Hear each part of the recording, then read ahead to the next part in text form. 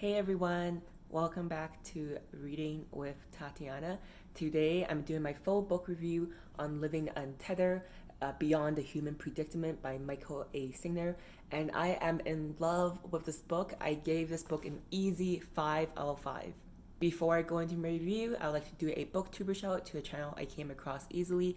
They are a duo and they are so awesome because not only do they do full book reviews, but they also do skits at the beginning of each review. They dress up in costumes and props, and it's amazing. So they are called the Book Buds. It's a duo, like I said before, and I'll link their channel down below if you want to check out their channel. And as always, I always appreciate the support. If you can hit the subscribe button, give this video a thumbs up, and leave a comment if you've read any of Michael Singer's work. I would love to hear it. I always like to start a bit about the author, Michael A. Singer. So he is an American author, journalist, motivational speaker, and in his former life, he was a software developer. He is currently in his 70s, and he was born in the late 1940s. In the 70s, when he was in his, I think, early to mid 20s, he was working on his doctorate in economics, and he actually had deep spiritual awakening. So he went into seclusion to focus on yoga and meditation. And a few years later, in 1975, he opened his Temple of the Universe in Florida, where they run retreats, meditation, and workshops to find your inner awakening. I actually looked up the Temple of the Universe in Florida right now. They don't have too many activities going on, I think maybe because of COVID, but they do weekly talks hosted virtually by Michael Singer himself. If you want to check it out, I will also link the temple's website down below. In addition to his spiritual work and teachings and motivational speeches, as I said before, in his former life, he was a software developer. So he's also done a lot of software marketing to help digitize medical records, which is really huge in the medical field. And he also was someone who was head of research and development to a website which I'm sure you and I are very familiar with called WebMD, which I think is really cool because he does a bit of like spiritualness but also medical stuff. The genre and year this book was published. So funny story, I actually wanted to look for his first book, but it looked very similar with very similar titles. So this is actually a very new book released in 2022.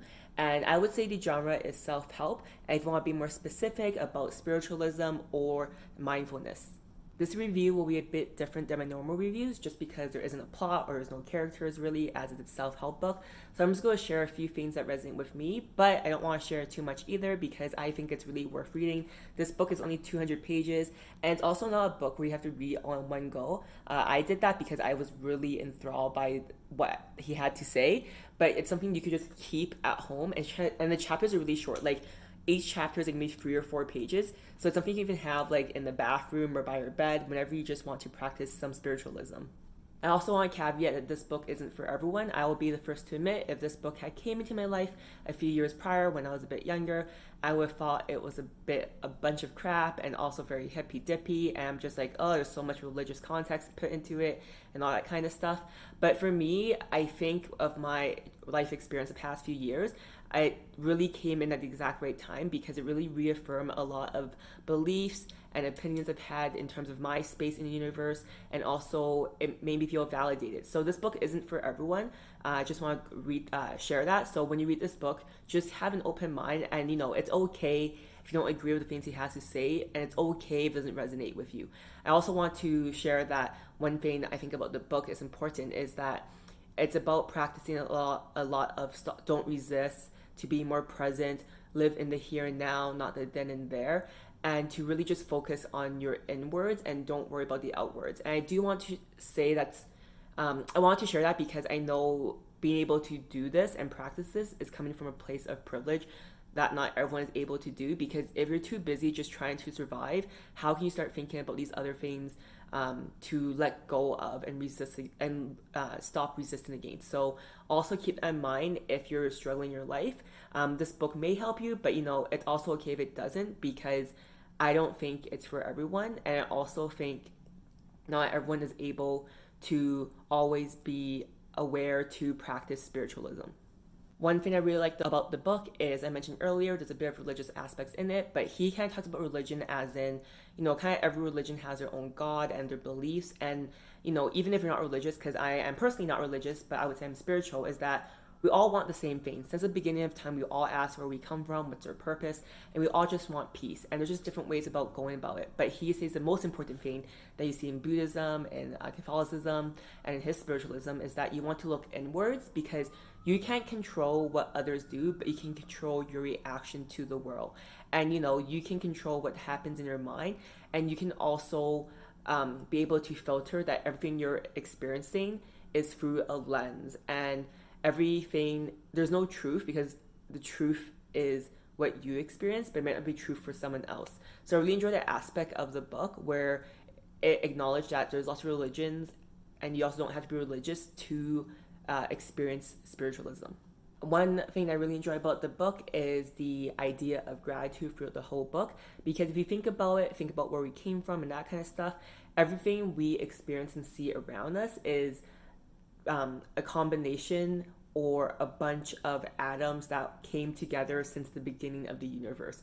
And if you think about it, about how I have to exist right now to be able to film this to share with you, it's actually a miracle, because so many things could go wrong. I could have not been born, like maybe 20,000 or 10,000 years ago, like human civilization didn't make it. Like if you think about it and think about the scope, I guess this lens of how we're able to even do what we're doing right now, it's actually quite a miracle, because there's so many infinite ways things could go wrong, but this one moment was able to exist as a result of so many combinations happening in the past. And that really is throughout the whole book, where I really appreciate it. And he even goes about saying you always need to change your attitude, right? Like for example, if you're driving behind a really slow car, you might be like, this guy, he's driving so slow, he's just making my life so difficult, I just want to get home, I want to go to somewhere. But you can reframe that mindset and be like, he's not in a rush, so I don't feel in a rush, I can take my time, I can maybe reflect and that kind of stuff, which was something I've already really practiced the past few years, but it's just nice to hear Michael talk about that as well. Another thing he said is, we complain about, it's so hot. But if you think about it, it's amazing that we just happen to live on a planet that's close enough to the sun where it's not too hot and not too cold and within our means, except of course global warming getting worse and worse. But for now, in the current life I'm living, it's actually a miracle that I live on a planet that is not too far where it's too cold and not too close where it's too hot, that I'm able to enjoy this earth. So, next time I complain about the weather, I should appreciate how it's a miracle to even be able to experience it. And he's saying there's no point to complain about the weather, because that is literally so out of your control. So this theme of control and letting go is prevalent throughout the whole book. Other things I really enjoy about the book that I kind of touched on earlier about religion, but instead of religion, it's kind of I guess world leaders, or I guess poets or scholars, is he quotes a bunch of people through our history. And I really enjoyed that, because instead of being pigeonholed into just one idea of thought or school of thought, Michael does a good job including something from everyone. So I really, really, truly believe there's something for everyone in this book. One thing that I hate about the book though, which I want to share, is when he talks about, how we're just an insignificant speck in the universe. That's beautiful, but it's also kind of scary. My world, for me, is so important because I'm the main character, but I also know that everyone else is their own main character, and am so insignificant in the world, but not just the world, but also universe. A comet could hit us one day, a black hole could absorb our galaxy, and it's just why do I worry about these things that don't matter? Because it could just be gone in an instant. So it's scary but beautiful. But the story of this book is, when you feel that fear, just lean into it, stop resisting, and just live in the present. And the present, what I have now, is I'm able to read this book, able to share my experience with you watching this. Thank you very much. And it's just a really great book. Now I'll share the Goodreads rating on this book. So on average, on Goodreads, this book got a 4.54 out of 4, which is a solid Goodreads rating. I'll share just the bad things that people didn't like, because I feel like I raved so much about this book and I could keep raving it, but I don't want to spoil too much because it deserves to be read. But reasons why people don't like it was because this is his third book. I think a lot of people who have been following Michael for decades now found this book kind of anticlimactic and it wasn't that great. And they found that he was just rambling things that he already said before.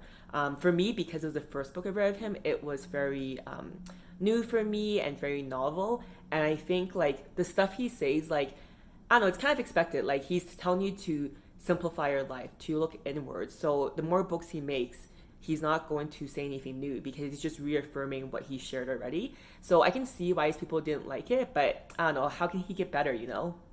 Two other reasons people didn't enjoy this book on Goodreads was they felt that there was too much God put into this book. I think I can see that if you're an atheist and maybe someone that's very about religion. But for me personally, I am very agnostic and I am respectful of all religions, as is your choice to practice that religion. So I can see why people did not enjoy that aspect. So if you're someone that is an atheist, maybe this book isn't for you, or maybe you need to just park that mindset away. A second reason that people don't like this book was I think a lot of people listen to the audiobook version of this, and as I said earlier, this book isn't really meant to be read in one go because there's a lot to process. I think it's more of a book that you kind of pick up every now and then, read a chapter, doesn't have to be in order. So I think an audiobook, it is a bit too heavy and probably a bit too like boring like a lecture, so I can see why that was a bad review. Reasons why you should read this book. I mean, I already raved about it so much, but if you're interested in spiritualism, want to learn a bit more about it, change your mindset, change your perspectives and your framework of being more positive and having more gratitude, I really recommend this book for you. Now I'll share how this book made me feel, because as always, if you ask me in a week, a month, a year, 10 years from now, I probably won't remember exactly what the book was about, but I'll probably remember what the book made me feel. And I can tell you this book, Living Untethered, it made me feel so full of love and just being in love with life. And I know I sound a bit like a bit so happy right now, but it just made me feel really good. Like, I borrowed this book from the library and I'm definitely going to buy my own copy just so I can refer to it whenever at home. Thank you for watching until the end. That is my full book review for Living Untethered, Beyond the Human Predicament by Michael A. Singer. If you read this book, I would love to talk to you in the comments below about your experience and things that resonate with you, or maybe things you didn't like. I now am changing very quickly to a different genre after that self-help book. Is a bit of a, I guess, rom-lit, chick-lit book. I'm now reading Sex and Vanity by Kwan. He also wrote Crazy Rich Asians, which is a very popular movie. So if you want to join me next time for this book, I will see you then. Bye!